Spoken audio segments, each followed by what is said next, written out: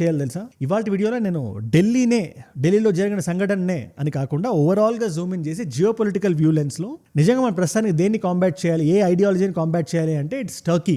ఇవాళ టర్కీ బయటకు వచ్చి Turkish office in India, Turkish embassy in India is saying మాకు సంబంధం లేదు, మేము ఏం చేయలేదు, మా దేశం కానీ మా ఫారెన్ పాలసీ కానీ పీస్, మ్యూచువల్ రెస్పెక్ట్ మీద ఉంటుంది అని ఒక పక్క టర్కీ చెప్తున్న. దేశం ఏం చెప్పినా వాళ్ళ మాటలు మనం వినకూడదు, వాళ్ళ యాక్షన్స్ మనం చూడాలి. It's a very famous saying, do not go by anybody's words, go by there actions అని. మన ఆపరేషన్ సింధూర్ చేస్తున్నప్పుడు ఎటువంటి మోరల్ సపోర్ట్ టర్కీ పాకిస్తాన్కి ఇచ్చిందో నేను మీకు సెపరేట్గా చెప్పాల్సిన అవసరం లేదు. బట్ ఇవాళ ఢిల్లీకి సంబంధించి ఆ దొరికిన ఇద్దరు వ్యక్తుల పేర్లు మీకు గుర్తున్నాయిగా. ఒక వ్యక్తి ఉమర్ నబీ, కార్లో I-20లో ఉన్నాడు, పోయాడు ఆ వ్యక్తి. రెండో వ్యక్తి పేరు ముజమ్మిల్ గనాయ్.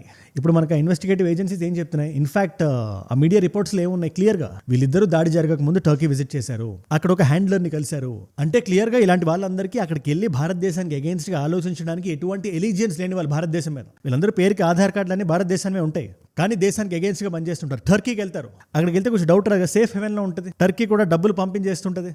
ఇన్ఫాక్ట్ ఈ ఇన్సిడెంట్ జరగక ముందే యూపీలో వ్యక్తిని పట్టుకున్నారు. ఈ యూపీ ATS ఫర్హాన్ నబీ సిద్దికి అని ఇస్తాన్బుల్ ఇంటర్నేషనల్ అని ఒక ఆర్గనైజేషన్ రన్ చేస్తున్నాడు. ఆయన పట్టుకొని గట్టిగా అడిగితే ఆయన లిటరేచర్ అంతా కొంచెం భారతదేశానికి విరుద్ధంగా, భారతదేశానికి అగేన్స్ట్గా, భారతదేశాన్ని క్వశ్చన్ చేస్తున్నట్టు కాదు, ఇట్స్ ప్యూర్ హేట్. ఆ వ్యక్తిని కొంచెం గట్టిగా పట్టుకొని నొక్కితే 11 కోట్లు ట్రాన్స్ఫర్ అయ్యే ఫండ్స్ రూపంలో ఒక సాధారణ వ్యక్తికి. ఈ డబ్బులతో అమహోరా అనే లొకేషన్ కానీ, పంజాబ్ లాంటి లొకేషన్స్లో కానీ ల్యాండ్స్ కొనేసి పేరుకి అది మద్రాసా కిందో లేదా మాస్క్ కిందో అది సర్టిఫై చేసుకొని లోపల రాడికలైజేషన్ సెంటర్స్ నడుపుతున్నాడు. ఆ డబ్బులు ఎక్కడి నుంచి వచ్చాయి? టర్కీ నుంచి. అందుకని టర్కీ మీద మనం దృష్టి పెట్టాలి. ఈ ఒక్క రీజన్ అనుకుంటున్నారా మీరు?